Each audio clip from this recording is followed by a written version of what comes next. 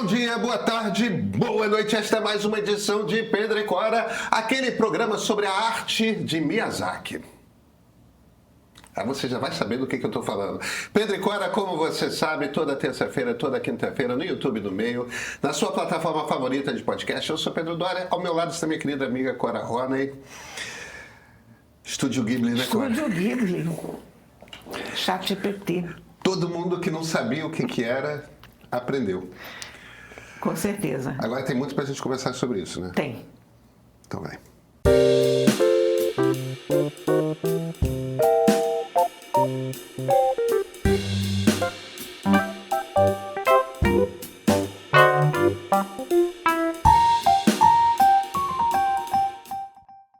E aí, Cora, você já tem a sua versão Estúdios Ghibli?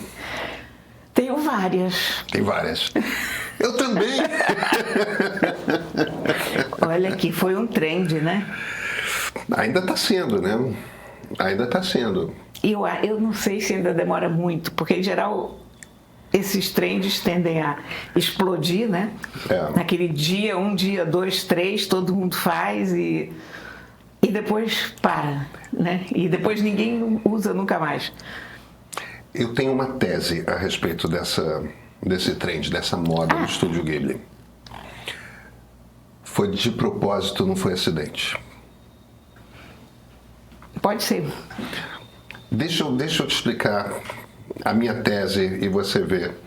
Você certamente já viu aquele documentário, o trecho do documentário da NHK, que é a televisão japonesa, com o Hayao Miyazaki, que é o diretor legendário do Estúdio Ghibli, fundador. Grande animador japonês, um baita de um artista, enfim, a gente chega lá. Em que é um documentário que foi exibido em 2016 e filmado em 2015 pela NHK. E tem uma cena em que um dos animadores do Estúdio Ghibli está mostrando o experimento dele com inteligência artificial. E o Miyazaki fica horrorizado, e aí ele se vira e fala... ele dá uma longa explicação, mas a ideia dele se resume a duas frases. A primeira é: a arte está na alma humana. Se não tem um ser humano, não há arte. Essa é a tese central dele. E aí ele se vira e fala que inteligência artificial é uma ofensa à vida. É uma coisa que, ele tem uma ideia muito radical. É um documentário de 2016, Cora. E eu acho que isso não é pouco relevante. Porque uma das coisas que não se fala na internet é o seguinte: ele não se manifestou, Miyazaki não se manifestou a respeito de inteligência artificial desde então. A gente não sabe qual a opinião dele. A gente não sabe qual a opinião dele de 2022 para cá, que é quando esses negócios começaram a ficar interessantes. Agora, essa cena dele virou o grande clichê de quem quer dizer que inteligência artificial não faz arte.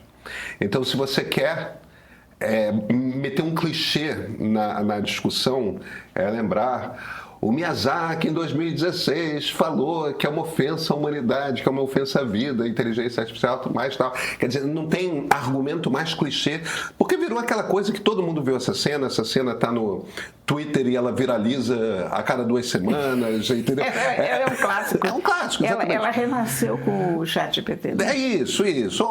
Com o Midjourney, quando esses troços todos surgiram em 2022, né?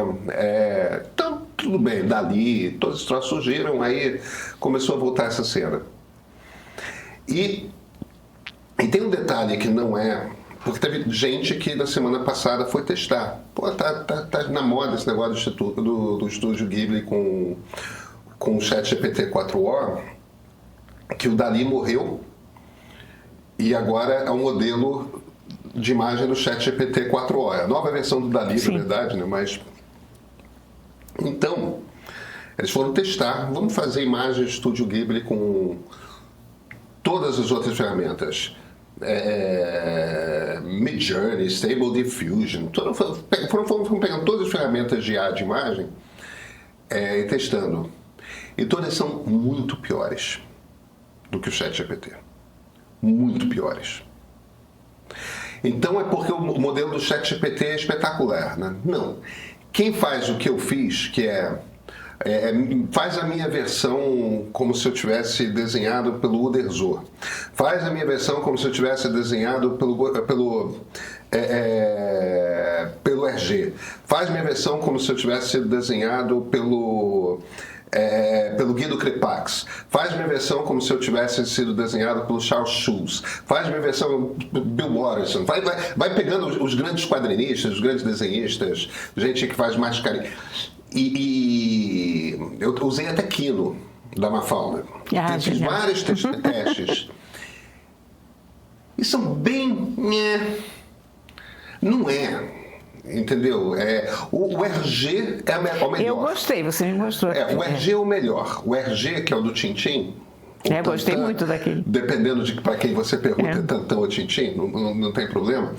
O RG é o melhor. Todo o resto é bem abaixo da crítica.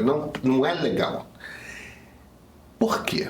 Por que ele é bom pra cacete com o Estúdio Ghibli e ele é mais ou menos com outros artistas de quadrinhos ou de animação e tudo mais?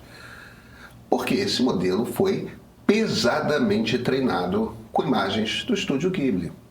Ele conhece, ele foi treinado com aquele negócio. Ou seja, a OpenAI propositalmente escolheu... É uma provocação. E aí, no dia que lançaram esse negócio, é claro que teve gente da OpenAI que começou a sussurrar para uma turma que usa muito o Twitter, o X. Funciona bem a beça com imagem do Estúdio Ghibli. Pá! É claro que eu não sei que eles sopraram esse negócio, mas o meu ponto é... Se por um lado você tem um clichê que a grande crítica à IA, à arte da IA, é do Miyazaki, que é o cara do Estúdio Ghibli. E por outro, você tem um modelo de inteligência artificial que é testado pesadamente, as pessoas vão usar o quê? O ponto que eu estou fazendo aqui isso me parece uma provocação clara. E faz todo sentido. É uma provocação, e eu acho que essa provocação é estratégica, não é só semear a discórdia. Eu acho que eles estão cavando um processo. Uma coisa feita que a IBM fez contra si mesma, né, quando começou o JPEG, né? Exatamente. Porque tem uma questão fundamental de lei de copyright.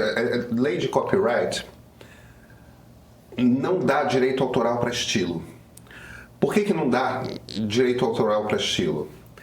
Porque, tudo bem, digamos que você seja alguém que seja capaz de fazer o Pedro, a Cora, o Bruno que está aí do outro lado das câmeras, ou qualquer um que esteja nos assistindo no Estúdio Ghibli. Quanto tempo que você vai demorar? Você vai demorar 1 hora aí fazendo aquele desenho. Quantos desenhos você vai fazer por dia? 3? 4? Isso não é uma coisa que você faz industrialmente. Então ninguém vai ganhar dinheiro industrialmente copiando o seu estilo. Não é... E aí, ao mesmo tempo, é aquela coisa, a maior parte das pessoas que vão copiar o seu estilo vai ser aquela cópia assim meio... Porque o número de pessoas que vão copiar direitinho um artista em particular é ainda menor. Então, o meu ponto aqui um pouco é o seguinte: ninguém testou a lei de copyright americana para estilo. E agora você tem uma ferramenta que copia de forma industrial imagens no estilo D. Alguém vai ter que decidir se a lei acha que isso pode ou se a lei acha que isso não pode. Você precisa de um processo. É verdade. Então, a minha tese é essa. Eles estão cavando o processo. É possível, né? Eu sempre me lembro desse caso da IBM. Porque, conta essa história que eu acho que vale a pena. Essa história foi assim que começaram a aparecer as primeiras imagens digitalizadas e fotografias digitais. A IBM fez um processo contra si mesma. Um ramo da IBM processou o outro. Porque eles queriam saber quanta modificação era necessária para transformar em outra imagem. Qual era o limite do copyright? Então, você pega, digamos, o Van Gogh não é nem o caso, porque o Van Gogh já não teria direito autoral, mas supõe aquele quadro do quarto do artista, que é aquela cadeira e tal. Isso. Então, até que ponto que que aquela imagem seria considerada fiel ao original ou uma variante. Você tira a cadeira, é original. Muda a cor do quadro, enfim, todo esse tipo de coisa. Não foi exatamente com essa imagem. Mas esse processo ficou rolando muito tempo. E foi um negócio que interessou pra caramba os juristas da época. Naquela época eu acompanhava muito esse mercado de direito, esse mercado, essa área de direito digital, porque isso coincidiu com a época do Napster também, que foi a época da música, do MP3, etc. Porque você vê, você pega modelo de inteligência artificial de música, se vira e fala, eu quero que você faça uma bossa nova em cima do que o Pedro e a Cora falam sobre os estúdios Ghibli, e dá a transcrição do nosso programa,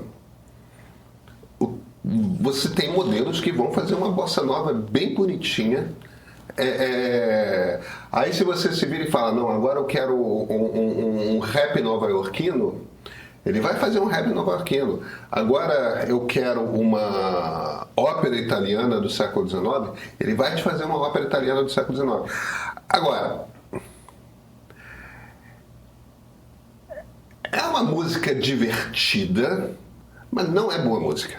Não, é como o texto. O texto é a mesma coisa. Pede para ele fazer um soneto shakespeariano, 3 quartetos e um dueto, em pentâmetro e iâmetro, lá na métrica do pentâmetro e iâmetro. Ele vai fazer um soneto shakespeariano e vai ser divertido, mas é ruim. É ruim. É consistentemente ruim, né? É consistentemente ruim. Ruim. No outro dia me mandaram um livro. Não é um livro de uma editora, é um livro desses de brinde, se não me engano, fabricante de pneus ou qualquer coisa assim. Eles tiveram até uma boa ideia, isso já tem alguns meses. Eles fizeram o livro todo com inteligência artificial. Visual, texto. E eu fiquei olhando para aquele negócio, fiquei pensando, engraçado, é a quintessência da mediocridade. Porque não te chama atenção, não te chama atenção nem pelo ruim. Porque as coisas muito ruins, às vezes, te chamam a atenção pelo aspecto negativo. Você diz, gente, ninguém erra. Isso aqui, por acaso, que as pessoas tem que ter muito talento para fazer uma coisa tão mal feita. E ele fica exatamente numa linha mediana que você nem consegue se empolgar pelo bom e nem rir é totalmente medíocre. O problema, eu concordo inteiramente com você, e na música e no texto estamos no mundo da mediocridade. Eu acho que no visual também, hein? Cora, eu acho o seguinte, eu acho que no visual a gente começa a se aproximar de um lugar em que, para ilustração profissional... Mas o texto para... Olha aqui, vamos tratar em termos de ilustração. Se você... Um texto sobre o buraco que abriu Eu uso sempre esse buraco. Mas, olha, esse livro que nós escrevemos, eu e você... Veja. Não, olha aqui, nós dois fomos coautores, junto com outros colegas, de um livro dos 100 anos do Globo. Isso. O que nos jogou nos arquivos do Globo. Durante alguns meses, 100 anos de jornal. Na primeira edição do Globo, na primeira página da primeira edição, havia um buraco na rua. A mãe de todos os buracos. A mãe de todos os buracos que os jornais jamais cobriram. Então eu sempre acho que... Como é que eles tratam Sua Excelência o buraco? Eles fazem é uma coisa assim, né? e é tão engraçado que é no jornalismo participativo e o Globo conserta o buraco.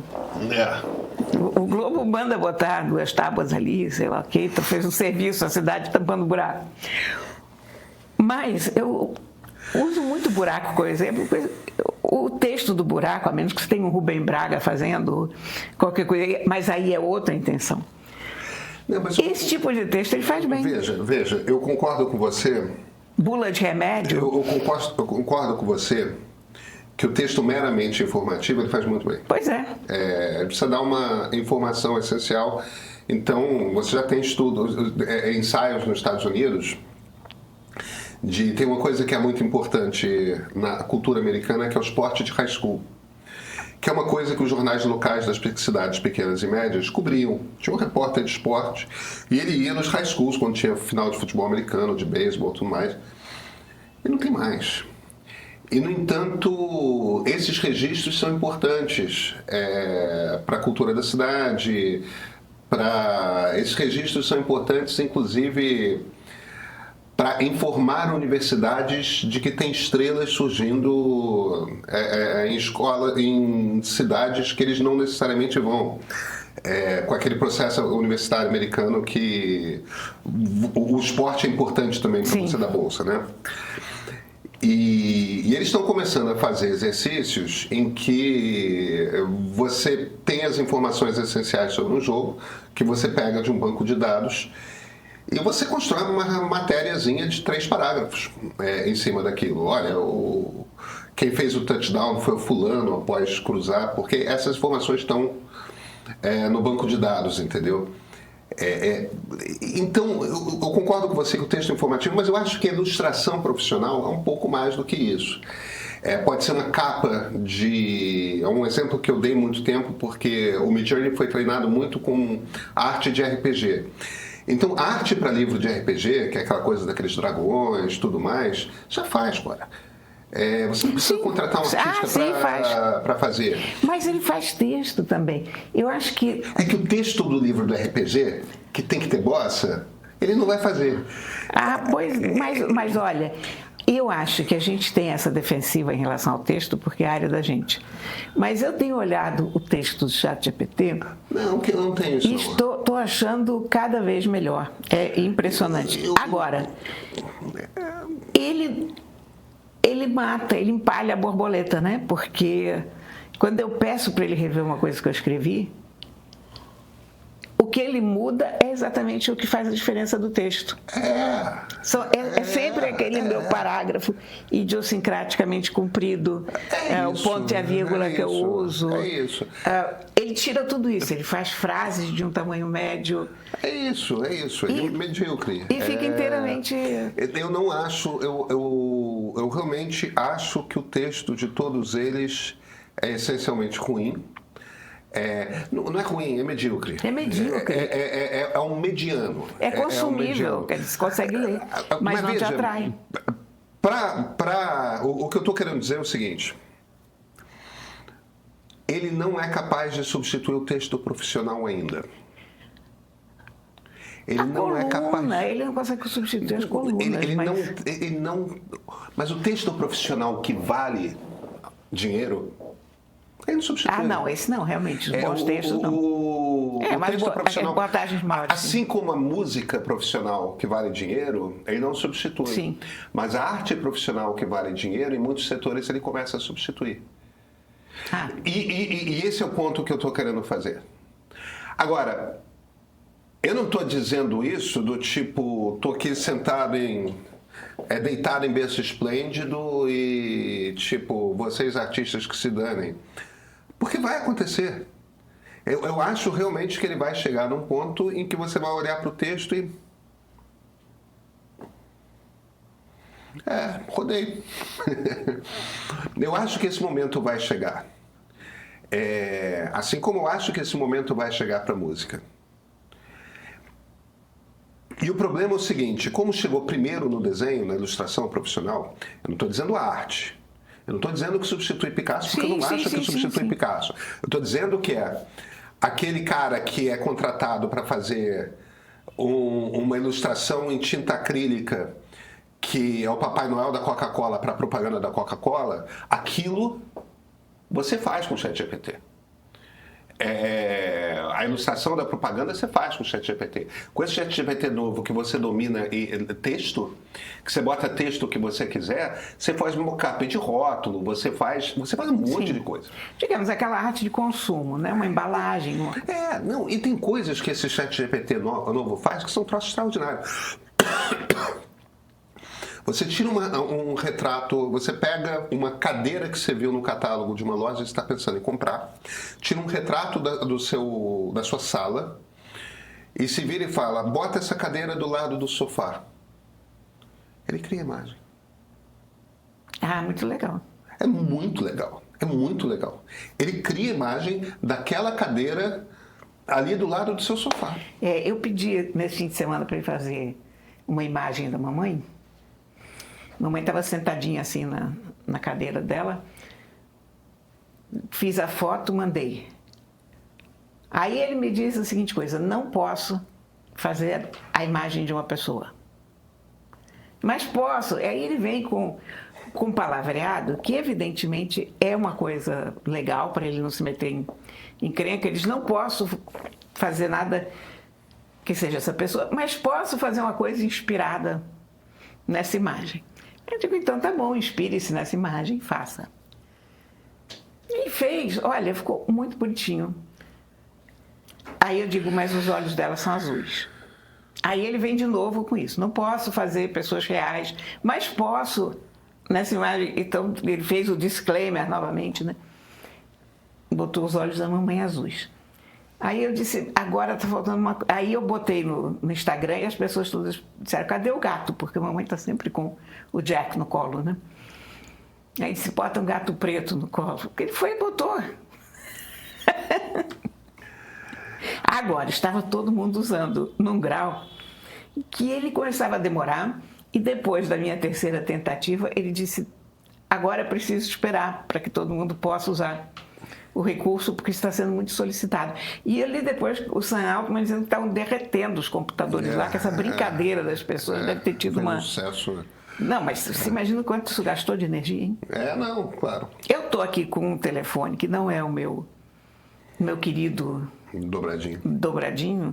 Esse é um telefone, aquele telefone de reserva em casa, e ele já está com aquela bateria que morre rápido. Que morre rápido, que esquenta. Então, eu, por acaso, estava com o telefone bastante quente na mão, na hora que eu li esse negócio do Sam Altman, e fiquei pensando: caraca, olha, realmente, você imagina o que deve ter esquentado aquilo lá, né? A gente brinca, mas isso... Eu acabei, você falou isso, que eu tinha que botar a bateria, pois é. Porque dia de viagem, né? Eu venho de São Paulo hoje, então... Ele consome muito mais. Consome muito mais bateria. Você não está na frente do computador, então você faz tudo com o celular. Exatamente. Né? E eu, aliás, eu estive em São Paulo, fui ao lançamento de produto do Oppo. Oppo linha Reno 13. É uma marca de telefone que a gente conhece pouco.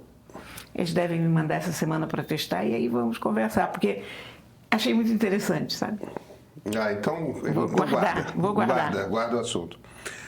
Mas o ponto que eu estou fazendo, Cora, em essência é esse. Eu acho que, como a primeira das artes, que você chegou a um ponto em que já dá para começar a pensar em substituir profissional, é o design. Eles precisam testar. Verdade. Não, você tem toda a razão. Eles precisam testar juridicamente quais são os limites desse negócio. Faz todo sentido. O que pode e o que não pode. Embora eu deva te falar que aqui no meio nós temos uma extensa equipe de design. Todos usam muito bem inteligência artificial e todos usam como... E cada vez mais inteligência artificial é uma das principais ferramentas dos designers.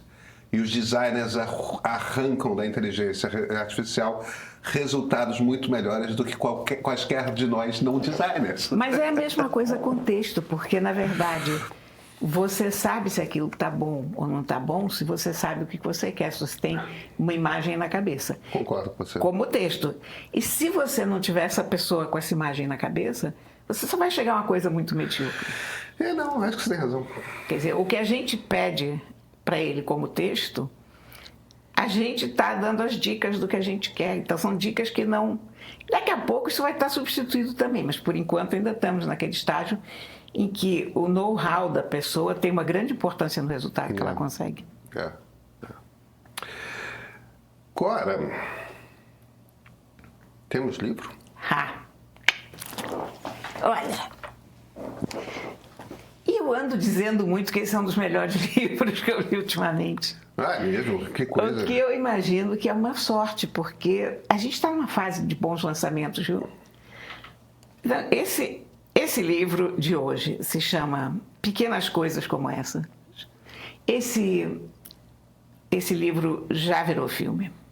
Ele foi finalista do Booker Prize de 2022. Uau! A tradução é da Adriana Lisboa. Ele é uma edição da Relicário, que é uma pequena editora, da Claire Keegan, que é uma das mais importantes escritoras irlandesas do momento. Bom, então eu recebi esse livrinho. Booker Prize, que é o principal prêmio britânico de Eu acho de que é o principal, né? prêmio de literatura. Ele é o que mais chama atenção, tirando o prêmio Nobel, naturalmente, mas Tem é o outro. Pulitzer nos Estados Unidos, né? Mas não é tão importante quanto o Booker em termos de ficção, sabe? De melhor romance dos últimos. Esses têm, eu acho que até por força da língua inglesa, que é a língua mais falada hoje, eu acho, né? A língua inglesa mais falada. É a língua universal, né? Talvez o chinês seja mais falado. Aí entra naquela. Mas a língua da diplomacia internacional Exatamente. É o inglês. Então, o Booker chama muita atenção. Você tem outros prêmios muito importantes. Tem o Strega na Itália, você tem o Goncourt na França, tem o Femina. Bem, tem montes, né? Mas o Booker chama muita atenção. Esse foi o livrinho mais fininho jamais finalistado pelo Booker. E o que é isso?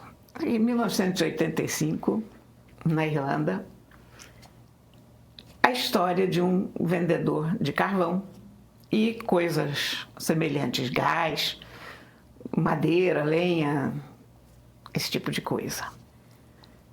Tem a mulher, tem as filhas. Ele é uma classe média pequena, mas razoavelmente próspera. Mas ele veio de muito baixo.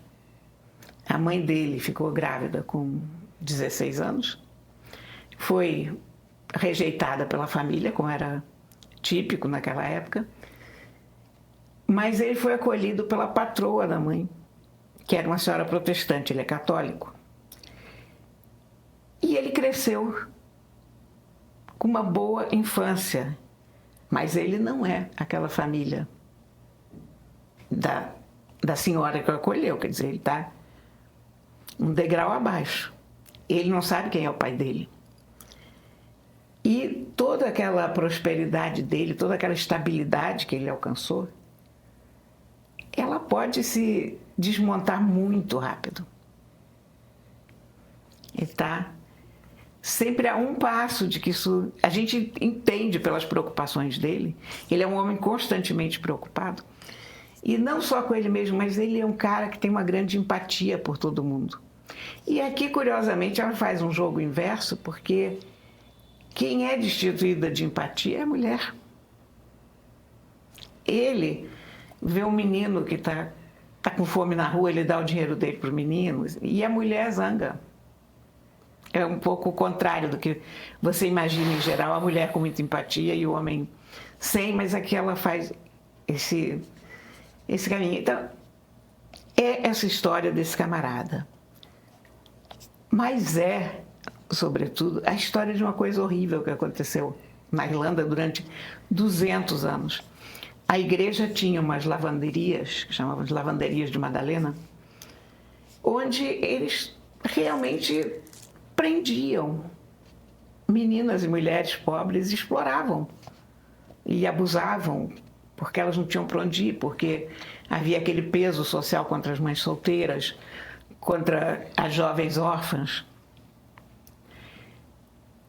É uma coisa maravilhosa como ela escreve isso, porque não é o principal foco da história. Ele vai levar carvão para o convento. E ele percebe coisas estranhas. E ele tem aquela dúvida se ele vai fazer como o resto da cidade, que percebe e não faz nada, que é assim mesmo, são as madres, afinal de contas, ou se ele vai tomar alguma atitude. Mas tudo isso é tocado muito de leve. Agora, o poder de concisão que essa autora tem é uma coisa extraordinária, sabe? Ela já foi comparada com Chekhov, e eu acho que com razão, porque ela consegue um impacto muito grande numa frase, num parágrafo. Ah, que interessante. Eu adoro Tchekhov. Olha, tem muito sentimento, é muito delicado. Eu fiquei muito surpresa, porque eu nunca tinha lido nada dela. Eu já tinha ouvido falar desse livro, porque, claro, indicado ao Booker, aquela coisa, você já ouviu falar do livro, já fizeram um filme. Mas eu não tinha nenhuma ideia de como ela escrevia, qual era o barato dela. E é primoroso o livro, mas muito, muito bom. É daquelas coisas que você termina de ler e fica com a lembrança com você. E esse personagem, o Bill Furlong, que é o carvoeiro, ele é muito bem feito, muito bem escrito, ele é muito real. Você consegue ter uma simpatia por ele, você consegue entender ele de uma forma muito profunda. Enfim, tá aqui, belo livrinho, sabe? Editora Relicário. Acho que é a primeira vez que eu recomendo um livro dessa editora. Pequenas coisas como estas. Está aqui. E ele está na lista dos 100 melhores livros do século XXI do New York Times.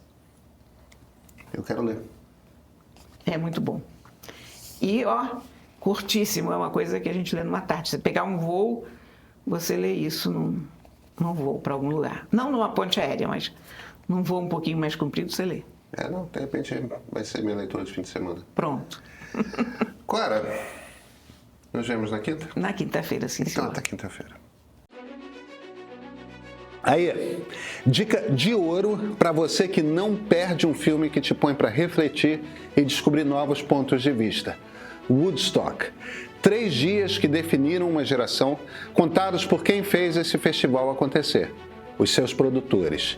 Espere depoimentos de quem viveu intensamente esse momento, com todos os seus percalços, desafios e curiosidades. É para não piscar o olho.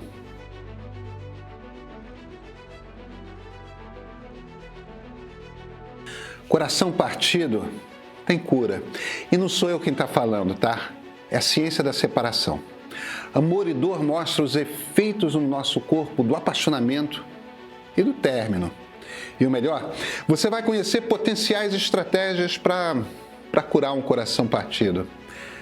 É bem mais do que interessante, tá? O experimento econômico realizado pelo Fed, o Banco Central Americano, por 14 anos, nessa tentativa de revitalizar a economia americana, é o mote de a era do dinheiro fácil.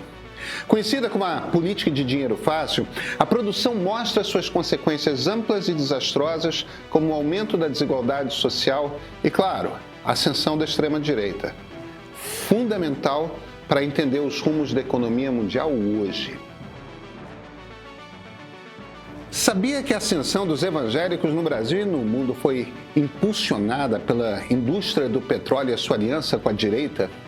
Essa é apenas uma das revelações de Evangélicos, da Fé ao Poder. É um documentário obrigatório para mergulhar nessa corrente do cristianismo que forma grande parte do eleitorado no Brasil. Gostou? Essas produções estão disponíveis no aplicativo de streaming do Meio. Por R$15 por mês você encontra uma curadoria sempre atualizada que você não vê por aí. E o cancelamento pode ser feito a qualquer momento e é fácil. Vem para o Meio Premium.